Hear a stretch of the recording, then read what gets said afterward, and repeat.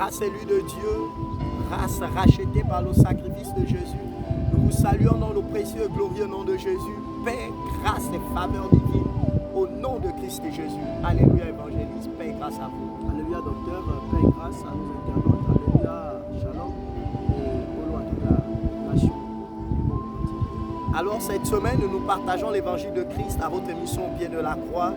Et le texte qui regroupe notre intitulé Réveillons Jésus. C'est le texte de Marc, le chapitre 4. Nous allons lire les versets 37 à 39. Ainsi parle l'Éternel. Il s'éleva un grand tourbillon et les flots se jeta dans la barque, au point qu'elle remplissait déjà. Et lui, il dormait à la poupe sur le coussin. Ils le réveillèrent et lui dirent: Maître, ne t'inquiètes-tu pas de ce que nous périssons? S'étant réveillé, il menaça le vent et dit à la mer: Silence, tais-toi. Et le vent cessa et eut un grand calme. Évangéliste, plus que jamais, il faut que nous réveillons Jésus. Plus que jamais, le corps de Christ, l'Église du Christ qui est les membres de son corps, doit réveiller la personne de Jésus. Parce que le prince de ce monde, la distraction, le sommeil, l'Église est rentrée dans une passivité. L'adorateur est dans la distraction. Au point où on a oublié l'essentiel. On a oublié celui qui nous a dit passons de l'autre bord. On a oublié celui qui nous a dit montons dans la barque, allons-y de l'autre bord. Nous sommes dans la barque et nous voulons manœuvrer tout. Christ a dit: je m'en vais vers le Père. Mais je ne laisse pas l'église que vous êtes orpheline.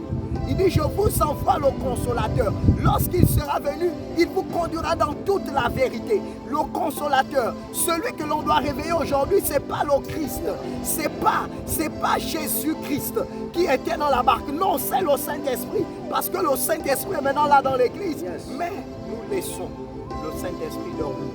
Parce que nous pensons que nous pouvons guider, mener l'église de Christ au triomphe. Non, c'est l'esprit de vie et de vérité qui doit se réveiller dans l'église. Évangéliste. Homme de Dieu et docteur, réveillons Jésus. Quel beau thème, réveillons Jésus. Mais comment peut-on réveiller une personne que nous n'avons pas? C'est la question que je me pose. En réalité, le réveil de Jésus ne peut pas se faire. Le réveil de Jésus ne peut pas se faire. Parce que si le réveil de Jésus se fait, c'est que Jésus, en réalité, n'a pas été sur la terre. C'est qu'il est mort comme Lazare. Or, en réalité, ce réveil ne doit pas exister. C'est pourquoi la Bible dit dans ce texte, il dit qu'ils étaient dans... Il pose la question au maître: n'es-tu pas dans l'inquiétude de cette tempête, de ce tourbillon qui se fait? Oh my God. Et la Bible dit que si le Seigneur est avec moi, qui sera contre moi? Si j'ai Christ avec moi en réalité, si le Saint-Esprit est avec moi, qu'est-ce qui peut me faire peur? Il dit aux apôtres, il dit aux disciples que vous ferez des choses plus grandes que les miennes. En réalité, ce réveil en réalité se constitue dans l'âme, l'esprit de l'adorateur.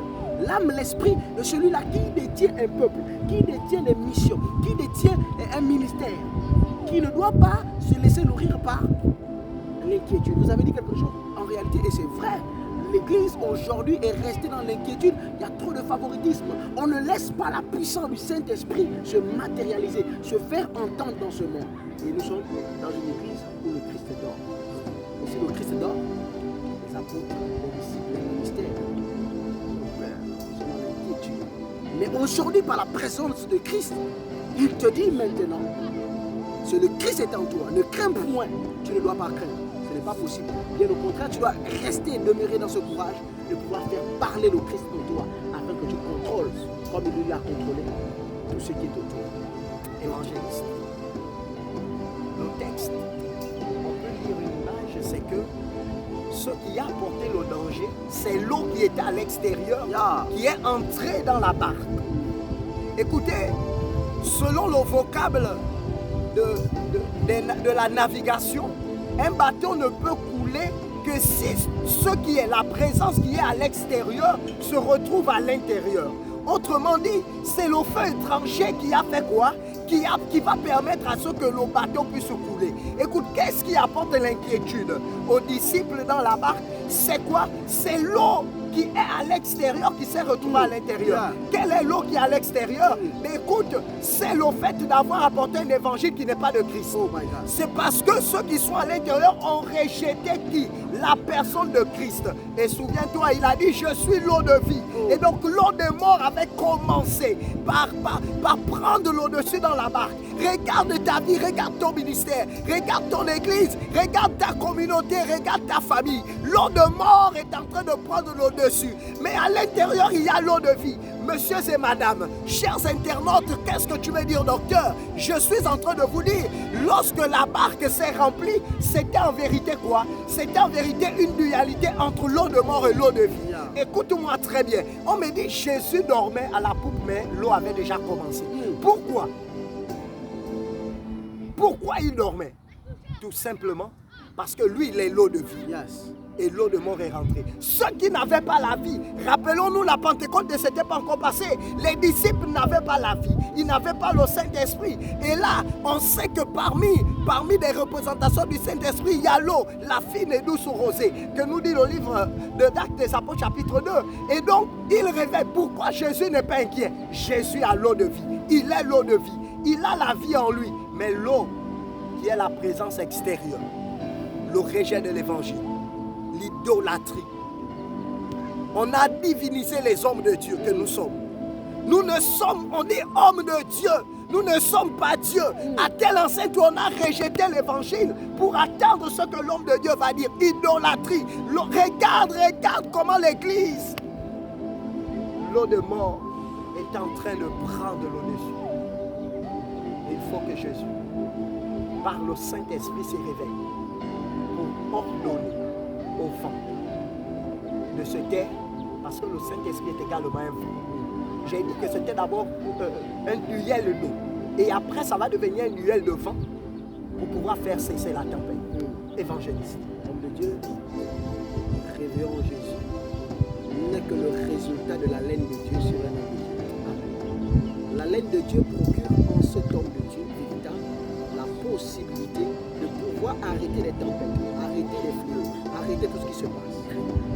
Parce que cette haleine de Dieu fait que la personne qui sort la laine de Dieu a Dieu en lui. Et s'il a Dieu en lui, en réalité, il est une personne qui a l'amabilité, la puissance de pouvoir arrêter tout esprit qui vient de l'extérieur. C'est un manteau que seuls les véritables fils ne peuvent porter. Si tu n'es pas réellement fils, tu ne peux pas avoir et tenir ce manteau. Avoir cette inquiétude qu'une tempête veut venir rentrer, à permettre que ces fils autour de nous soient, n'est-ce pas, sujet de raillerie, sujet de... Permettre même que des hommes de Dieu frères dans la foi soient ridiculisés par les puissants de ce monde, détermine en réalité que nous n'avons pas la certitude qu'il y a l'eau en nous, qu'il y a une assurance avec nous. Dans cette barque, nous sommes montés dans la barque des fils. Oh, homme de Dieu, je vois ce peuple et je vois cette nation gabonaise qui est remplie des hommes de Dieu, mais qui n'ont pas encore manifesté l'impact dans ces plus de 2 millions d'habitants seulement. 2 millions d'habitants seulement. Et l'impact de ces multiples églises n'ont pas encore pris le dessus. Parce que tout simplement, l'inquiétude de ceux qui arrivent en dehors de la barque.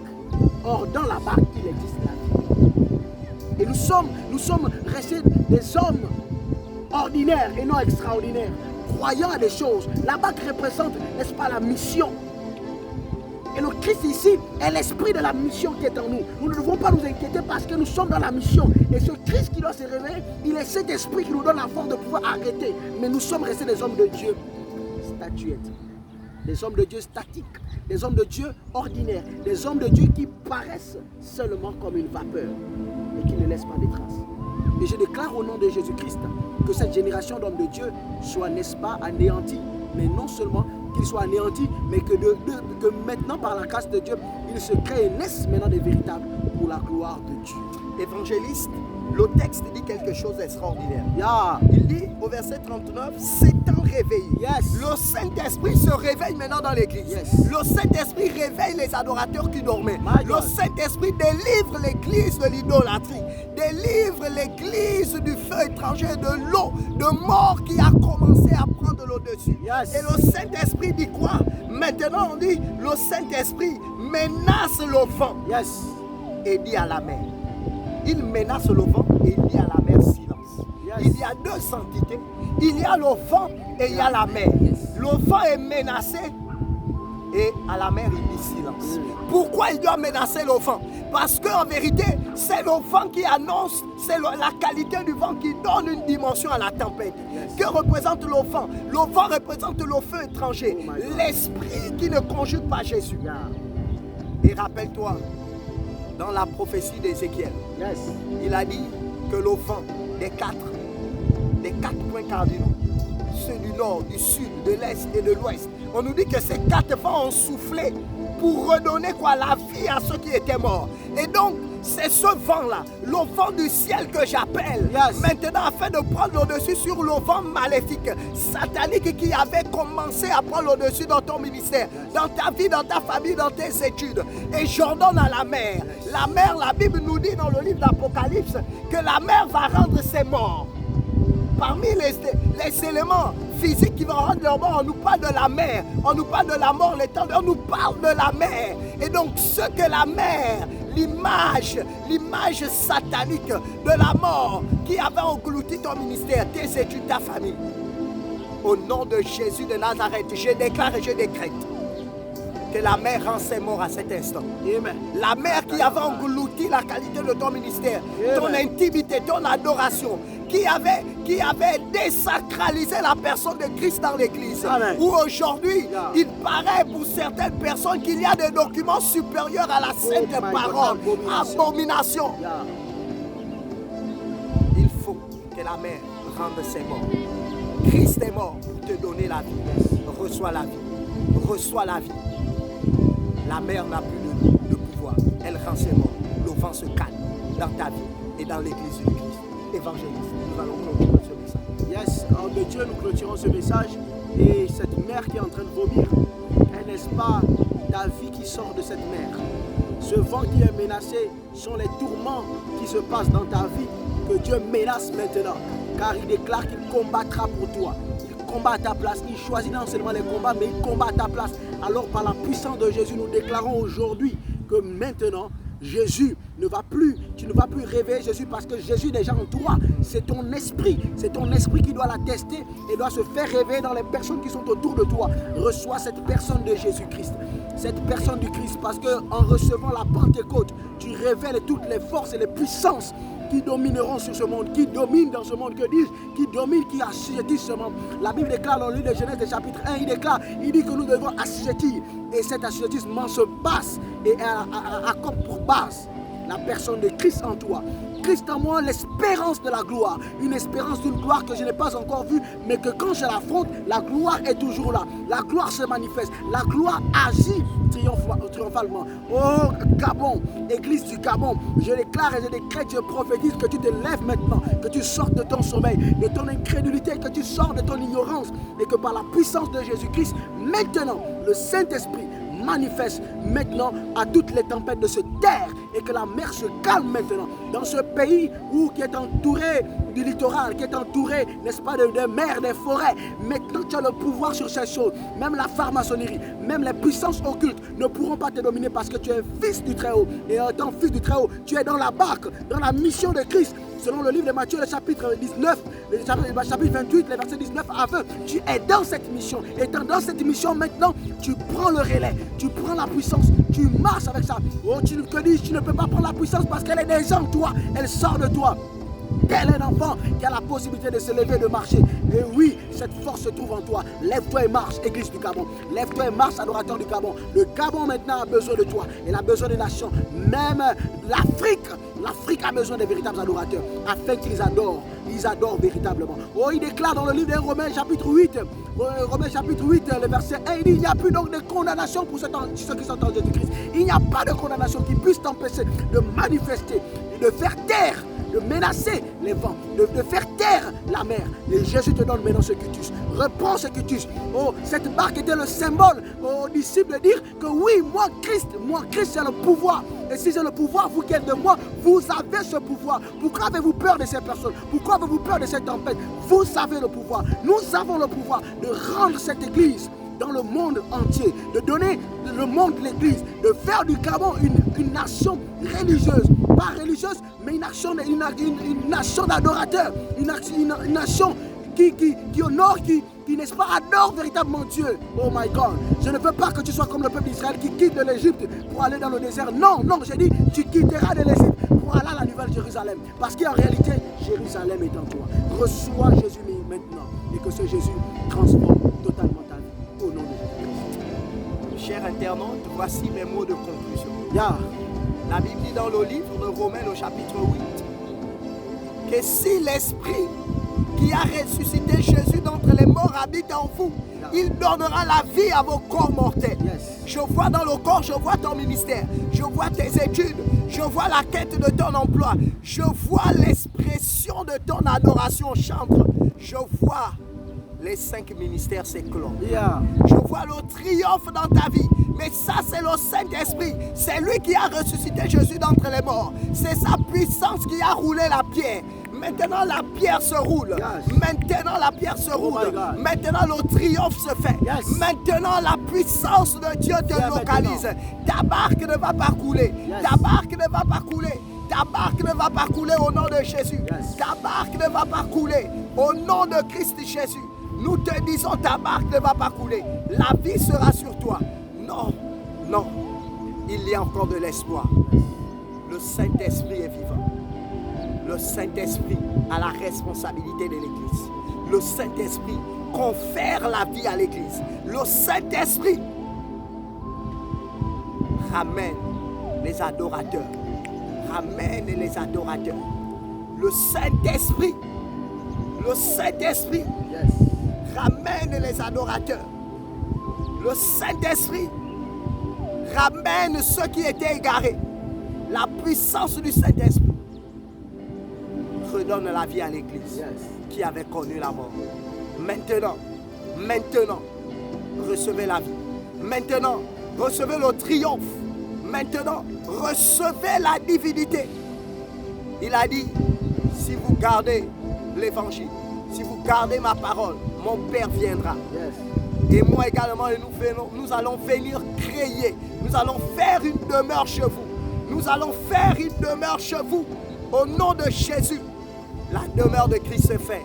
Il a dit, je suis à la porte, je cogne.